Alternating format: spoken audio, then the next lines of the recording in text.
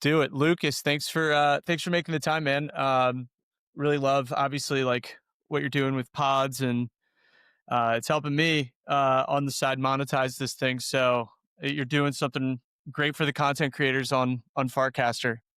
Well, I appreciate you having me, Jeff. I think yeah, it's awesome to see more and more podcasts, especially you kind of be native on Farcasters, trying to leverage Web3 social to grow and distribute your podcast and also monetize, obviously on pods. So it's just cool to see new content creators coming into the space.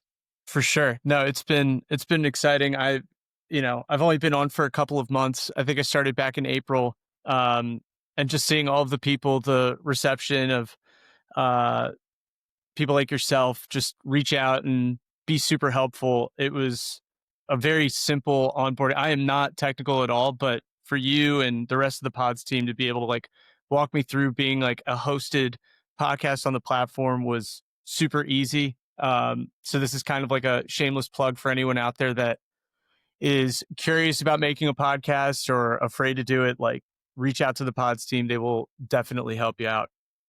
Yeah. Yeah. Um,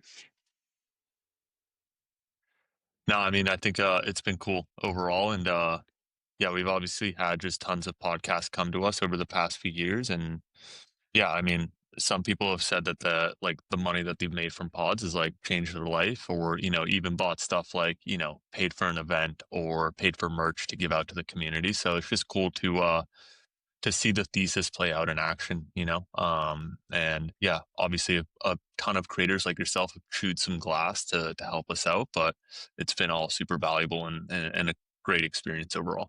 For sure. I mean, prime example of just content creators getting paid out and whatnot. With all of the mints that I have received from the platform, I've been able to pay for the mic, been able to pay for my subscription to Riverside, which is what we're using right now. I got a camera, like so at a minimum, at the worst, like lowest level, it pays for itself there. And then Mhm. there's, as it's growing and scaling, like I got to put more time and more work in, but there's definite upside and there's real, use case for this that's been great. But maybe for those that don't know, Lucas, just a little bit about how Pods works, instead of just kind of dancing around it. Like it'd be great to Yeah. hear directly from you of like what is Pods and how are people using it?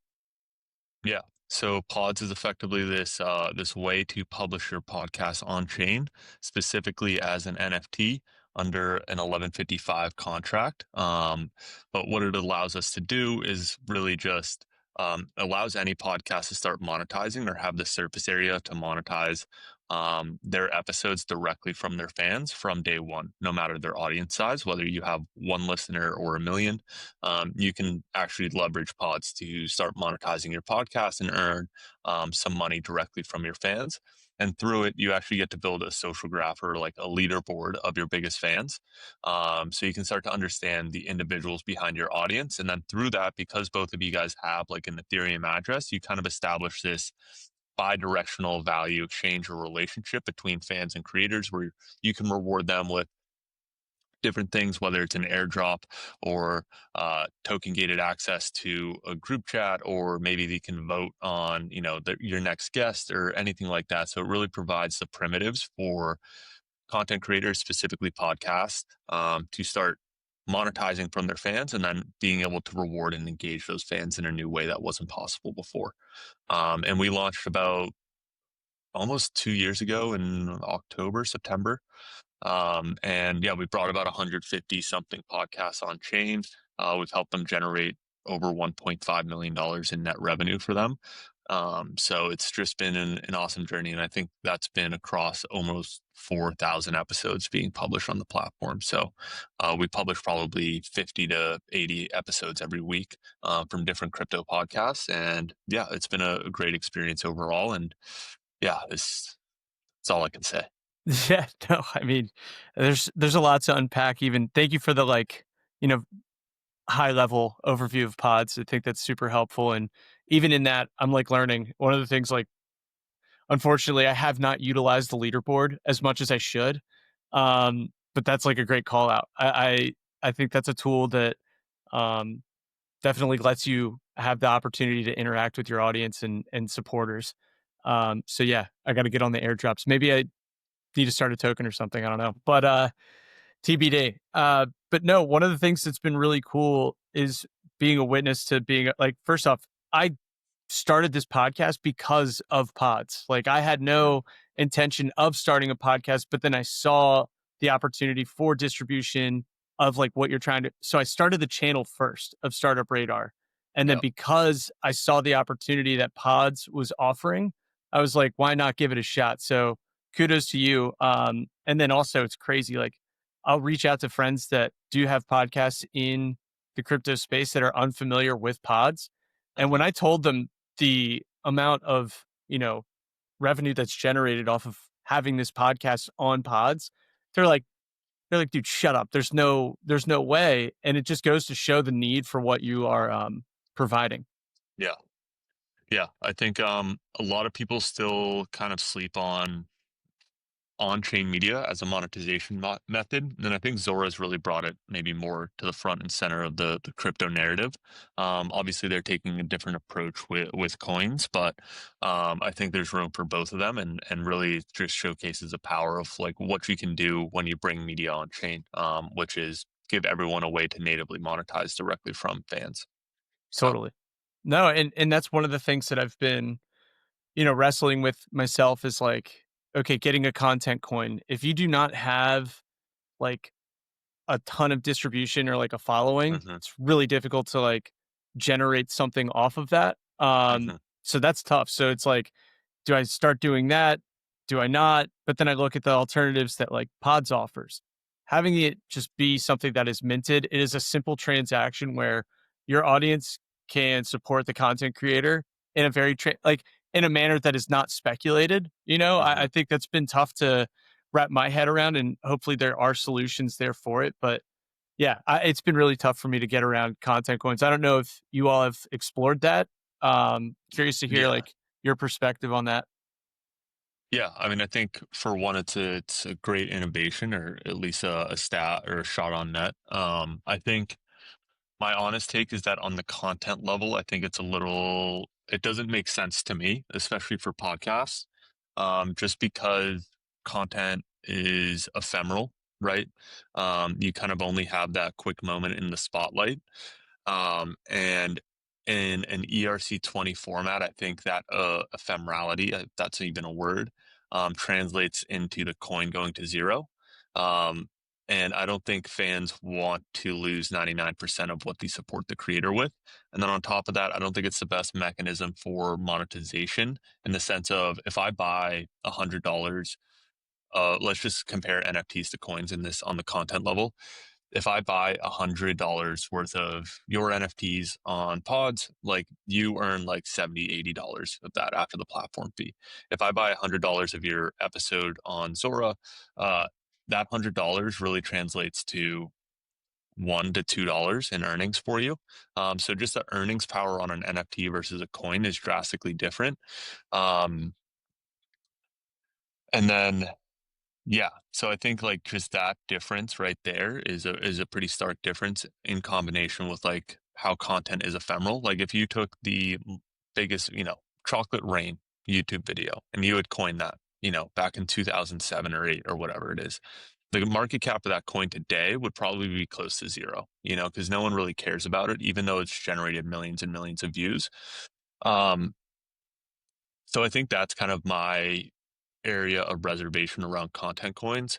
Now, I think what Zora did really well, and I think what the data is pointing at, is a creator coin level, and being able to own, a portion of that creator.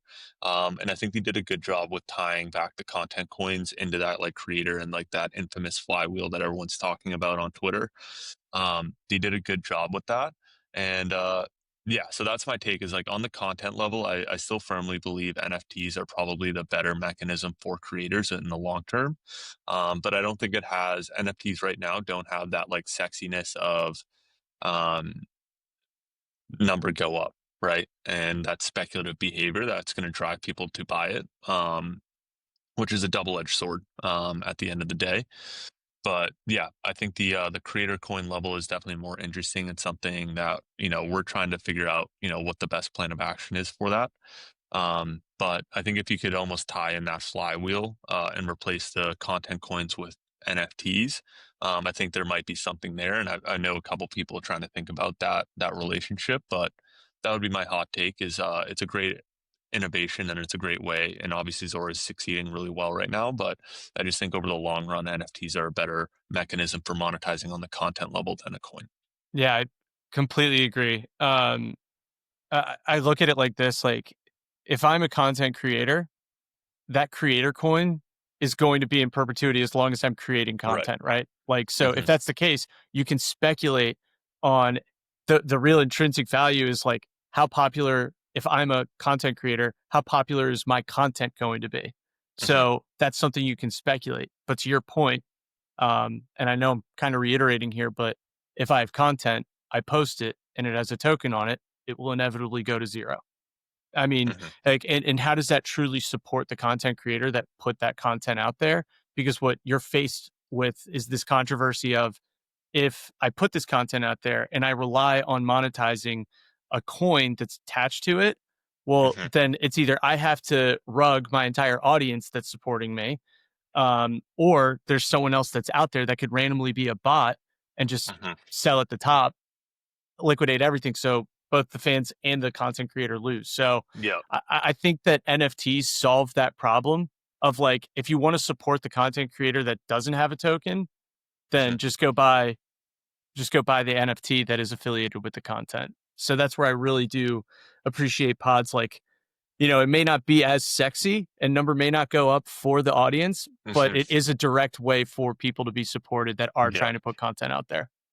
And I think the other thing that I think is interesting about the difference here is like in one angle, like the social graph to us is like one of the big like driving reasons for bringing media on chain.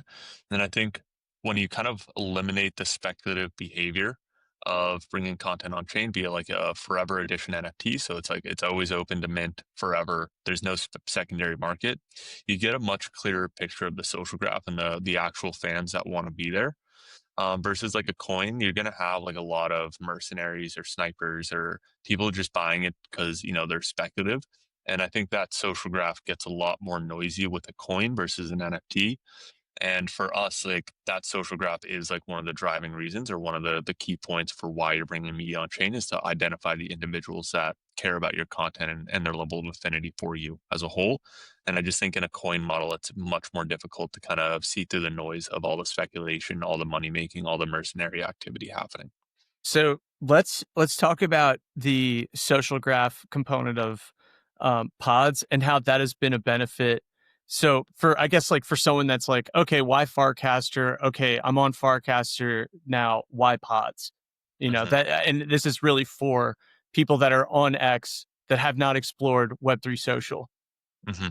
Yeah, I think the big one for Farcaster these days is really like the mini app thesis. So, um, there's a couple things. Like the first one that's very different from like X versus Farcaster is like uh when you post a link to your episode on Twitter, you're gonna get screwed. Like the algo is gonna penalize you for posting a link. You can't really drive traffic to like your episode on Spotify or YouTube or anything like that versus on Farcaster, with pods, if you post that link to pods, you're actually getting like a mini app and, it's not being penalized, but it's probably actually being boosted by the algo to get more distribution. And through that, people can, the nice thing with Farcaster is that everyone has a wallet, a funded wallet ideally, and they can mint and directly support you in line without ever leaving the app. So it's kind of like a better experience for being able to drive traffic to your episode. And then from there, if you want to go listen to it, you can listen to it directly on pods, swipe down and just continue scrolling. And they're never leaving the site. Or they could just go listen to it on Spotify, YouTube, or whatever, because we surface all the links to where to find your episode. So I think that's the big difference. And then on top of that, we also have notifications. So we can notify, thousands of people. If you have a banger episode, Jeff, with some really prominent guests, like we can send out a notification to a couple thousand people about your episode. And we could even get more programmatic with it in the sense of like, if you've ever collected an episode of Startup Radar before, like we can automatically notify you next time an episode's published, right, on pods, because that stuff's all on chain and we can all make it programmatic. We don't do that today, but it's something that like is very much possible, just because we don't want to like flood notifications, just because I think that's maybe one of the downsides of the notification system right now is people feel very noisy with all the mini app notifications. But yeah. Yeah, no, on that note too, I have been fortunate enough to get a couple of notifications. So thanks for thinking a couple of the episodes were bangers that I've put out so far, but it is really tasteful.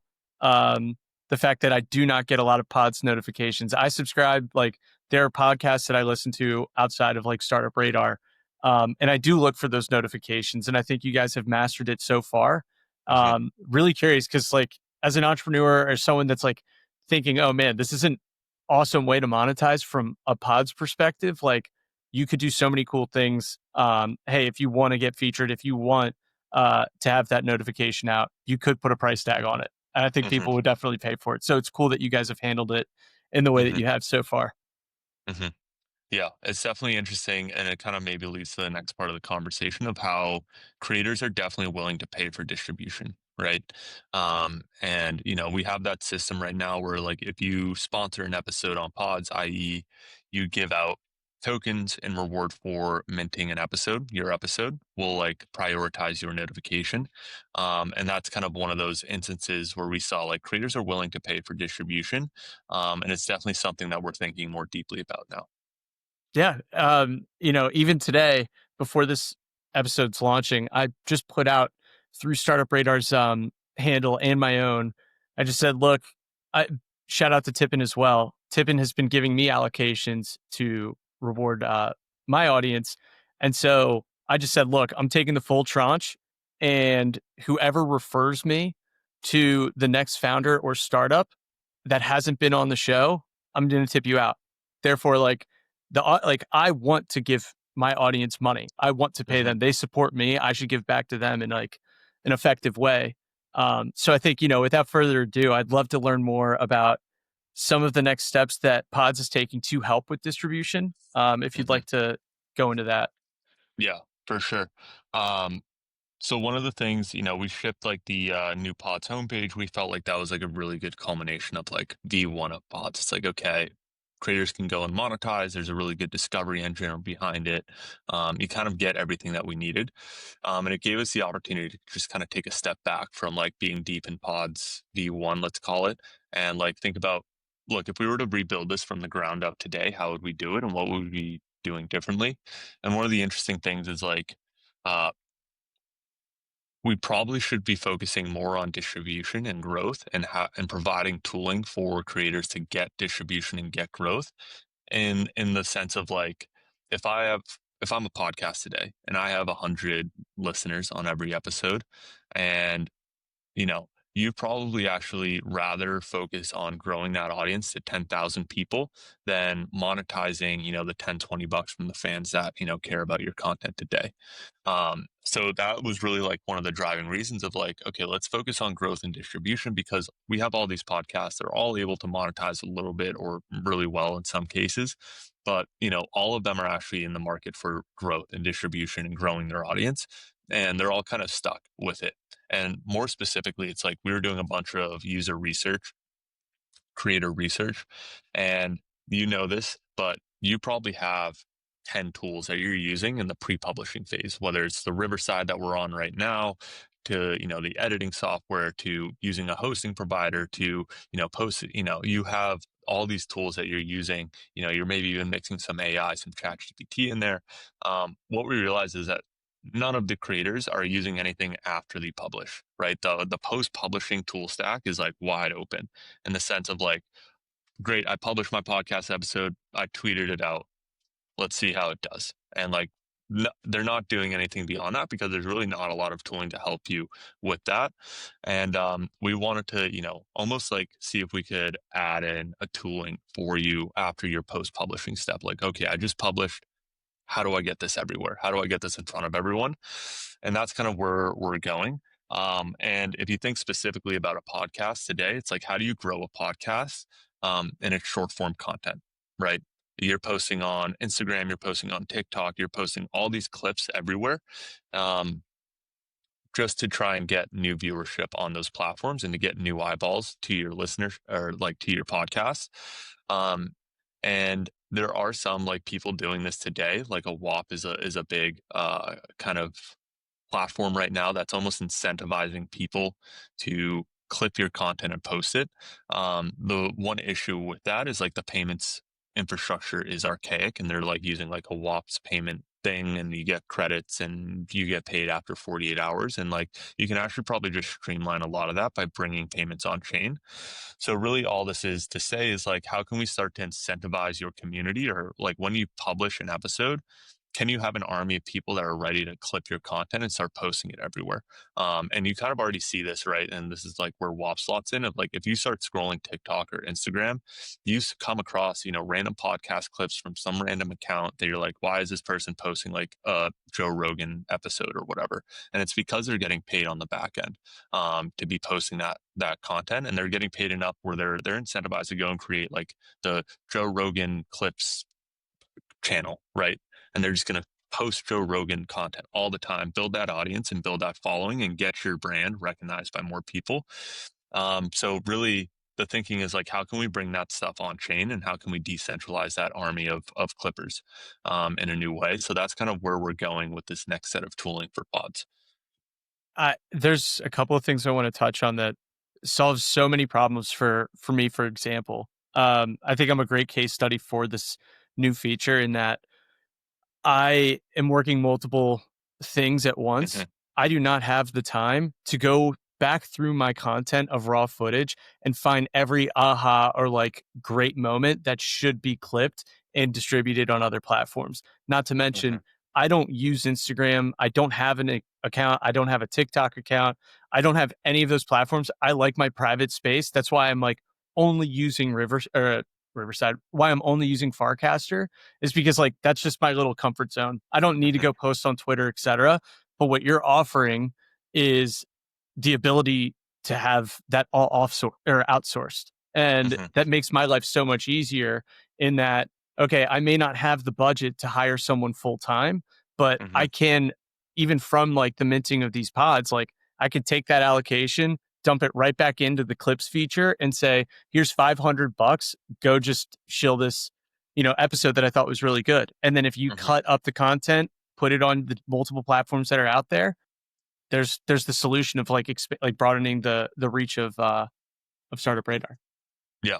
I think that there's a couple things to pull on there. It's like one is like time. And, not a lot of creators have the time or like the expertise to be, posting on every single platform that exists today. So I think bringing that to you or that service to you is huge. And then I think we're also just like entering the business of like how do you surface the best possible clips and how can you pay for that, right? As a creator. And I think that is kind of the game that we're entering into. And maybe taking a step back from that, it's like one thing we realize is that some of the most successful platforms in crypto today pretty much provide users with like a full-time job to make money. Whether you look at something like layer 3 or even Azora, it's like you could be full-time sitting there completing quests on layer 3 or trading content or creator coins on Zora. And it's like, how can we build pods in a way that we can give people across the world like almost an opportunity, if they're good at it, a full-time job. So we also took that approach because that is like the demand side of your product is how can you get full-time jobs or provide software that gives users full-time jobs, right? And the opportunity to earn like that. And I think that's kind of one of the big edges with crypto and bringing payments and media and all this stuff on chain is that you kind of have this ability to send payments to anywhere in the world instantly for less than a penny. Um, and I think that is like the massive edge that more consumer crypto founders should be leaning into more. But I'm just one guy, trying to figure it out too. So, Yeah, it's I think there's a lot of great talking points that you just had, and if you look at the macroeconomics of the entire industry, this is where we're shifting. Hmm. And, like last night, I talked to um, like a mentor and someone that actually like wants to co-host this podcast with me. Much older. He's former like Bear Stearns associate. He's made a very successful career out of venture capital and started his family office. And he's like, and I've been pitching him on Web3. Hmm. And I'm just like the dynamic approach that you have to have an understanding of like what this industry is providing, you're not going to Hmm. comprehend. And I'm like, don't look at, the controversy around Bitcoin holding a storage of value. Like, don't look at that. Look at what Web3 is offering and how it's decentralizing and outsourcing the jobs that used to pay like hundreds of thousands of dollars a year, but they're offering it to everyone around the world. And when you start to comprehend like how lean you can be as a startup, the fact that you don't need to take on as much capital as a traditional startup used to, your distribution is completely different. The way that you can provide, value to your users is completely different. You're cutting out the middleman of like marketing and advertising and going directly to your customers and saying Hmm. like instead of having to go get a marketing budget of X amount of dollars, you can just directly put that in the pockets of your users. And that's what we're seeing with pods, especially with how I think Clips is going to be like super success just because of the fact that you're solving all of these problems. And again, the final point is that the economy is shifting where it's now going to be a gig economy. It's inevitable. Right. People are Yeah. going to be starting to truly lean into being a content creator. Like I would never have expected myself to start a podcast. Like I still make fun of myself for being a Hmm. podcast host because it's just so like it's ridiculous, but you see the results, you see the value you're providing, you get to learn so much, have great conversations, but ultimately you're finding ways to like crack the code of finding little ways to monetize and Hmm. support because things are just changing. And it's really cool to see how Pods is solving a lot of those problems. Yeah. I think yeah, one thing that was interesting for me there is like the gig economy is only going to grow, and I think crypto is kind of the next extension of that growth.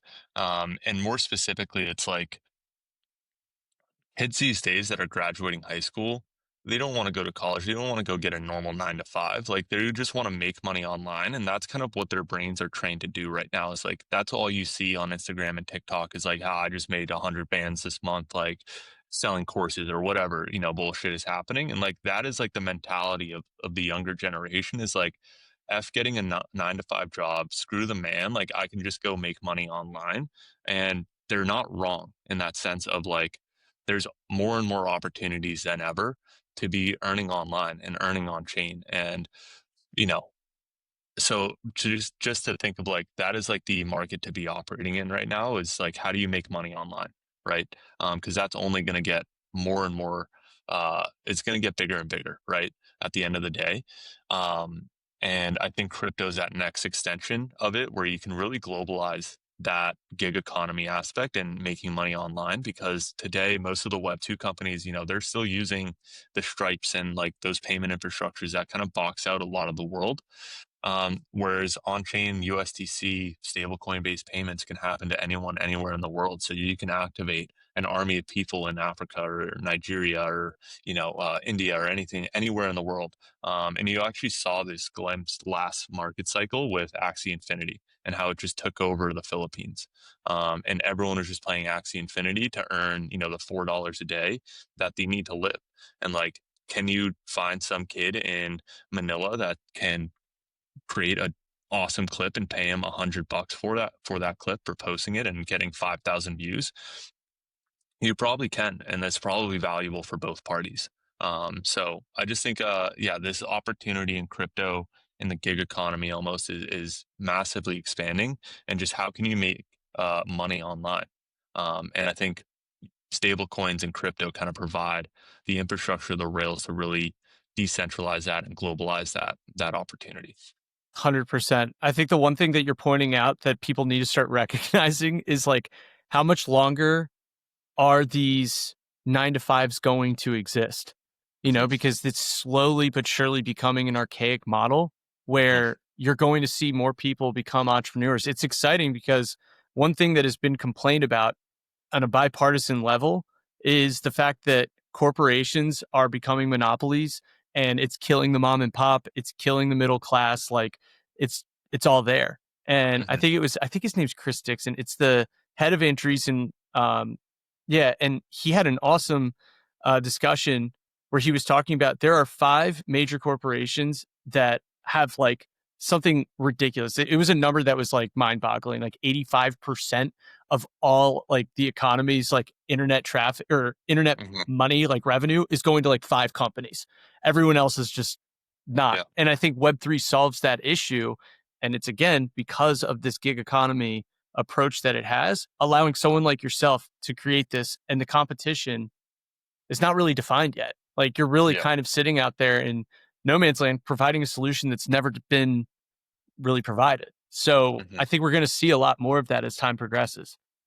Yeah. I mean, if you look at like the largest companies and assets by market cap, you have one is gold, and then the next five below that are all digital companies, and then it's Bitcoin, right? Like, so the world is just, you can just see it by the market. The world is going digital and it's rewarding digital companies that are kind of providing these opportunities. And it's only going to get bigger. Um, but yeah. Yeah, I mean, if you look at even the banks, like if you're looking at the JP Morgans, the Goldmans, the Stripes, Circle, they're all creating these L1s right now. Hmm. And it's like, all right, if you're an old school VC, B2B SaaS type of company and you're seeing this trend, don't you think it'd be prudent of you to start exploring a little bit deeper into what digital assets are and what blockchain is? Yeah. I mean, I think the tokenization of everything is happening and it's like more clear. I mean, that's why I came into crypto in the first place. It's like I was on track to go work in finance. And then kind of senior year, I went down the crypto rabbit hole. It was like, screw that. Like, I'm going to go full time in crypto. And I ate some shit for a while, but I do think that this thesis of, tokenize everything and all assets will end up being on chain, ideally on Ethereum, was my bet at the time, is more clear and more like realistic than ever. Like I joked, in 2017 when I was telling my friends that I was going full time in crypto, they thought I was crazy. And I just went to a wedding like 2 weeks ago and they're like, holy shit, like you're How not do as you, crazy. You're what should I still be buying? What should I you're be still buying? they still think I'm crazy because they're like, oh, this is all a bubble, like this is going to go down. And I'm like, no, no, no, no, no, no. This is $100 trillion opportunity, and like we're at 4 trillion right now. So you tell me. And like the probability that this is happening has gone up by 10x, and the risk of that not happening has gone down by 10x. So you're just at a massively better opportunity to be allocating into this space because it feels so obvious now. But we're digressing way off the pod stuff. But yeah. Yeah, no, dude, this is what it's for. I just love this is I love having these conversations. So yeah, no, but what else about pods, man? I mean, like what else would you like to talk about? No, I think like for the most part, we're just really focused. I mean, phase one of pods was monetization. Phase two now is like really on growth and distribution and how can we provide this tooling for, after you publish to leverage on-chain incentives to grow your podcast or your content or your channel or your brand, ideally off-chain in like traditional platforms. And I think there's a handful of people trying to solve this. And I think whoever can solve the distribution growth stuff and find ways for you as a podcast creator or content creator to start organically in some capacity, growing your audience into like actual true fans, I think is a massive opportunity for the next decade of the creator economy. Because it's only getting bigger. It's been getting bigger for the past 20 years, and it's only going to get even more bigger as kind of we talked about the gig economy and like being your own person and being able to earn an income on your own without a corporation behind you. I think is the big opportunity. Absolutely. So I can edit this out if it's not ready to be disclosed, Mhm. but if you want to show a demo of what Clips looks like, we could put it on here as well. If not, I can again edit this out. Yeah. Um, I'm still like on the fence of when we're gonna release this. But let No me let me pressure. think Like here. we don't have to. And I can also delay on airing this. Yeah. I can be maybe more specific about, the mechanisms at play here.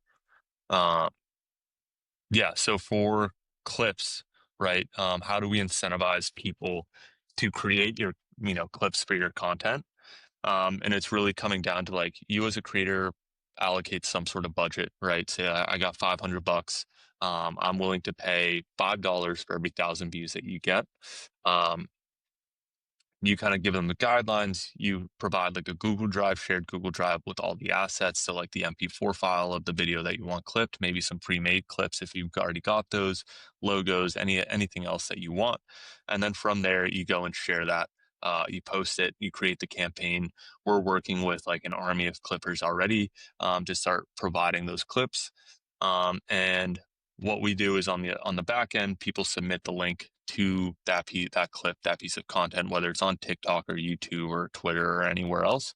We go ahead and we try and index the views, the number of views that they got, and then based on the rate, the CPM that you're providing, we automatically calculate the payment, and you just click approve or deny on that. So you, as a creator, kind of have that autonomy to be able to approve good submissions versus bad ones. Where we're already seeing is like that overhead is like pretty significant. If you have 100 clips to review, you really only want to just like approve like 5 or 6 of them that like ended up getting the majority of the views for you. um, but that's pretty much how it works. There's a handful of platforms like a WAP Content Rewards does this already, but again, like the big kind of thinking is how can we bring the payments on chain? And then to the earlier conversation, like if you have a creator coin, how can you actually start to leverage that newly formed capital that you have, right? If you're like 11 a.m. from Seed Club, right? Their creator coin on Zora is worth $1 million. They vest 50% of that over 5 years. That's a $500,000. How can you actually use that $500,000 to grow your audience and grow your channel? So can you actually start providing upside in you as a creator for helping and supporting you grow? Um, and that's kind of where we really want to go over the medium term here is like not only stable coins, but really any coin can be used to help grow your channel off chain.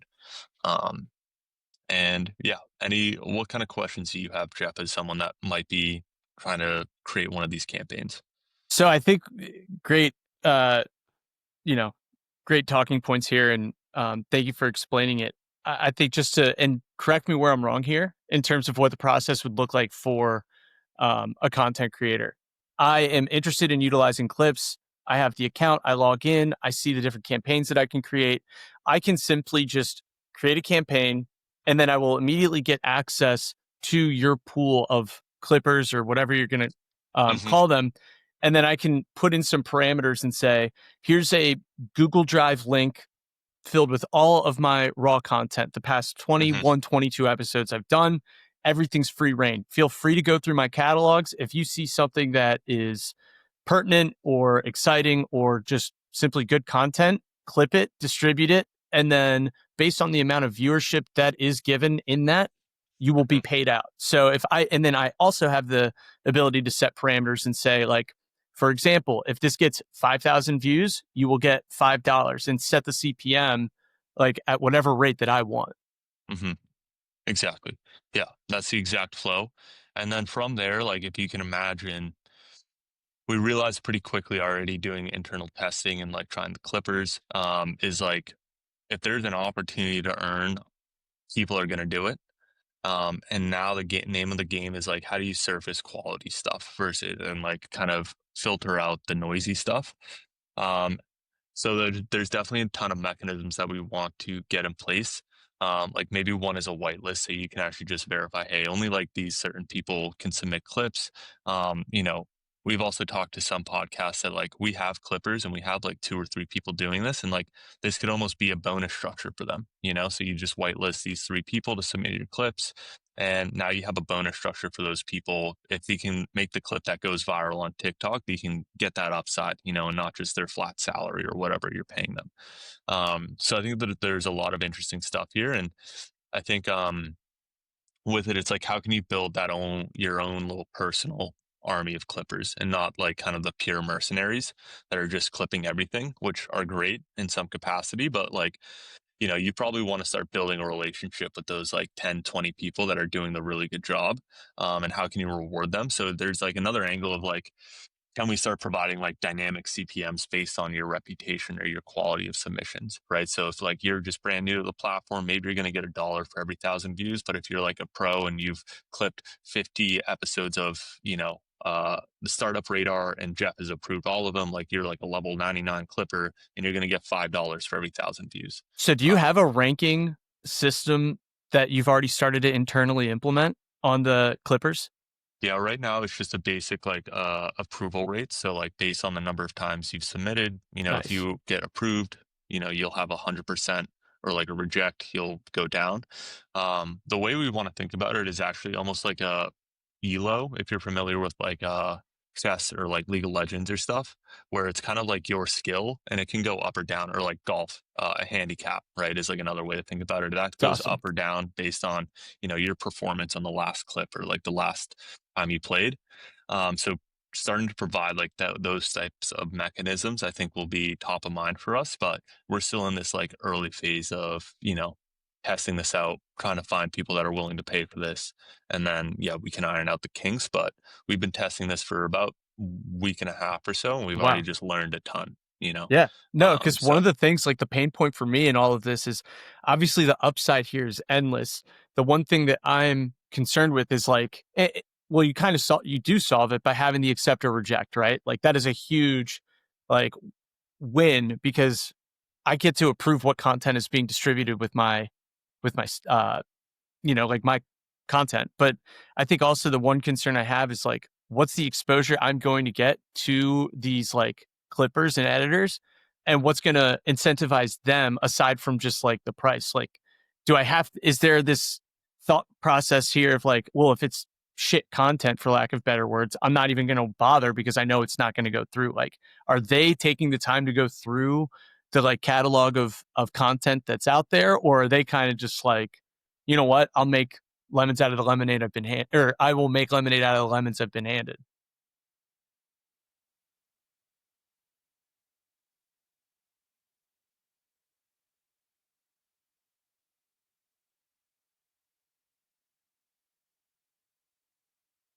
I realize I was on mute there. I was just Um, gonna say, my my bad. bad, dude. No, it's my bad. I was My like, bad. am I? Yeah, you're good. Um, Yeah, so it's definitely an interesting mix so far, and we're learning a little bit more about how these like clipping communities operate. Um, we think like the what we've seen so far, and this is definitely going to change in the future, is like it seems like a couple people are doing the hard work, finding the clips, the good moments, and then kind of everyone just piles onto that. It's like, oh, that's a good clip. Like I'll just take that, or I'll add my own spin to it, or I'll add like Subway Surfer underneath of it. So it's like the brain rot shit that people are love. Um, so that's kind of like where, yeah, we're what we've seen so far. But, again, we have like a pretty small sample size so far. So we'll see how it evolves. But I can imagine like if it's a good moment in a podcast, someone will find it, someone will clip it, and other people will realize, oh, that's the banging moment. Like we should clip that and make that one go viral. So that's how I think it's operating right now. But again, it'll change. Yeah, no, I'm just very curious because I mean, I plan on using this. I'm curious to see because I have about a day's worth, like 24 hours worth of content that I'm going to be submitting. I'm curious to see how much in depth like the Clippers are going to Yeah. go through and source good content. Yeah, I think one thing that we're already seeing too is like being more specific about what you want is really helpful. Of like, okay, hey, there's this episode with pods, like clip all the pod stuff. Or like I could as a brand be like, hey, this is a great episode, Jeff. I'm gonna actually pay $500. These motherfuckers are gonna clip pod specific stuff and they're gonna go post it. So I think that's really interesting too, is like if you can give people very specific stuff of like what you want to showcase, or like, you have some project and you really want to highlight that one. I think that's where we're seeing the best results. But it is an interesting experiment to just give them a bunch of assets, a bunch of MP4 files and be like, what do you guys got? And see kind of what comes of it. I do think like the downside of that is like it's like finding a diamond in the rough. You'll probably get a lot of slop of just like, yeah, that wasn't that good, but like someone will find something. Um, but I think that's kind of on us as a platform as well to really surface and empower like the good clippers that are putting in legitimate work to try and get you views. Totally. And at the end of the day, like if they are taking the time to clip and it is good content, even if it's not good content and it's half decent, it's still distribution. It's still your brand, it's still your handle, it's still your account. So like looking at this as uh the most pessimistic way that I could, you're still distributing, right? And I think that's so important. Like for me, at this point, like if people have taken the time to chop up something that I've created Mhm, and use it on their own without me even like getting the chance to approve or reject, I still like it. Like, cause any publicity is good publicity in my mind, mhm, like at this stage, right? So, yeah, and no, even this is yeah, what's super interesting is, like, some kind of what we're seeing is, like, if you had 100 clips get 500 views each, like that's as good as like one clip, trying to get, 50,000 or 100,000 or 500,000, right? And there is like a strength in numbers game there of just like, if you just keep spamming clips and you get 500 views on every single one, like that does add up, over time. Like those are 500 views in some capacity, especially on like the YouTubes or the Instagrams, which are, pretty curated or harder to bot. Um, like those do add up, and just from the basic campaigns that we've done, like we ran like a YouTube specific campaign for Not a Cartel, which is like our podcast that we have at Pods. And we saw a massive spike in like YouTube viewership. And the next episode that we released was like our number one, most like fastest growing video that we released. So we're already getting early signs of data that's saying that it does work. I just think, how it's going to work is going to be interesting, or like what works best more specifically. It will be interesting to experiment with. so I'm curious, um, is there anything that we can implement that drives them back to pods? Because like Mm, for me, I really this is kind of like the intention here is like I want to support Farcaster founders and startups and mini apps, and that was really the purpose of this podcast. Like I'm very specific on who I'm bringing on. They have to have some affiliation with Farcaster. Like it's not just random software companies that are coming on here. I want to make sure that it's all leading back. So for me, I don't care necessarily about YouTube or Instagram or TikTok personally, but if that is going to, downstream lead these end users to Farcaster and get more users on Farcaster, and then people that are going to mint and support the podcast via pods. That's where I'm like most excited mhm. about. So I don't know if there's anything implemented on the clips where there's like an end page that is like learn more or follow more from, that could be a parameter I guess I could put in the bounty. Yeah, that's like a guideline that you could put, is like try and link put our pods link in the bio or whatever. I think the harder part is like these platforms are pretty strict on like who gets to link what.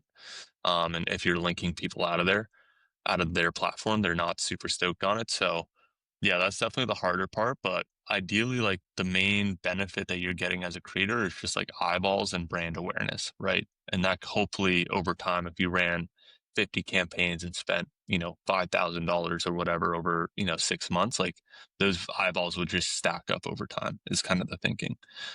They're like, "Ooh, that was a cool episode. Let me go listen to the full one, on Spotify." So yeah, I think, it's an interesting game, and, like, yeah, as we talked about earlier, these massive Web2 platforms don't love links, directing them out of their own platform. So it is an interesting game, but Yeah. yeah. No, this is awesome.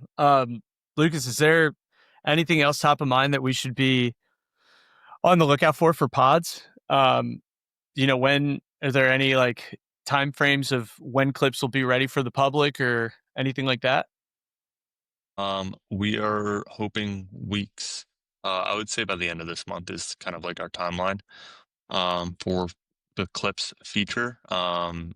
Yeah, we're just kind of ironing out some kinks, trying to polish up the product as much as possible. So, yeah, It's awesome. Lucas, thank you so much for coming on, man.